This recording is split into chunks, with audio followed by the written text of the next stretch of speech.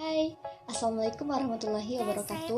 Perkenalkan, nama saya Mirza ini dari Prodi Sarjana Terapan Keperawatan Profesional Spotekas Kemenkes 90. Kali ini saya akan menjelaskan sistem reproduksi wanita. Sistem reproduksi wanita dibagi menjadi dua, yaitu bagian luar dan bagian dalam. Yang pertama saya akan menjelaskan tentang alat reproduksi bagian luar dulu ya. Fungsinya yaitu bertujuan untuk memudahkan sperma masuk ke dalam organ reproduksi bagian dalam serta melindungi dari organisme penyebab infeksi. Organ reproduksi wanita bagian luar dikelompokkan menjadi satu dalam area yang disebut sebagai vulva. Berikut organ yang ada dalam sistem reproduksi wanita bagian luar.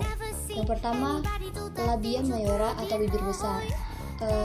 Merupakan berada di bagian luar dan akan ditutupi dengan rambut kemaluan setelah memasuki masa pubertas. Yang kedua, labia minora atau bibir kecil. Bibir kecil ini terletak di sebelah dalam bagian mayora dan mengelilingi pembukaan vagina serta uretra, yaitu saluran yang membawa urin dari kandung kemih menuju keluar tubuh.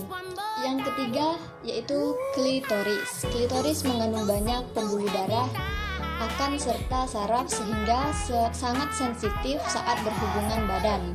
Yang keempat, kelenjar Bartholin. Kelenjar Bartholin ini terletak di kedua sisi bukaan vagina yang berfungsi menghasilkan lendir kental untuk melumasi vagina ketika berhubungan seksual. Di sini kita masuk ke alat reproduksi wanita bagian dalam ya, yaitu berkaitan langsung pada reproduksi sel telur hingga berkembangnya janin.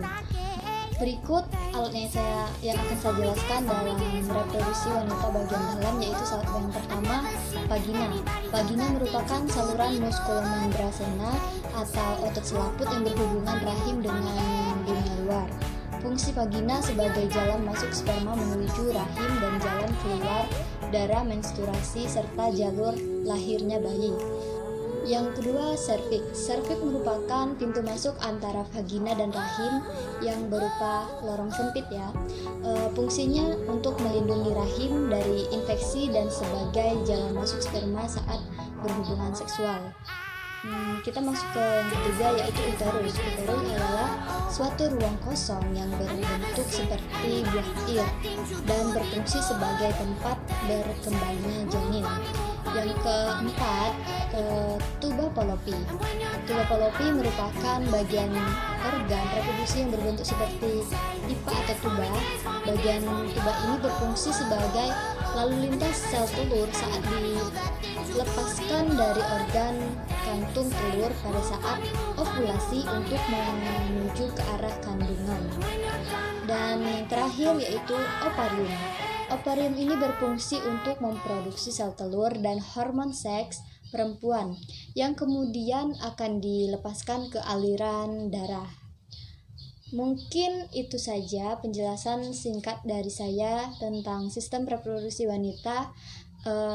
Mungkin masih banyak kekurangan ya. Saya akhiri. Wassalamualaikum warahmatullahi wabarakatuh.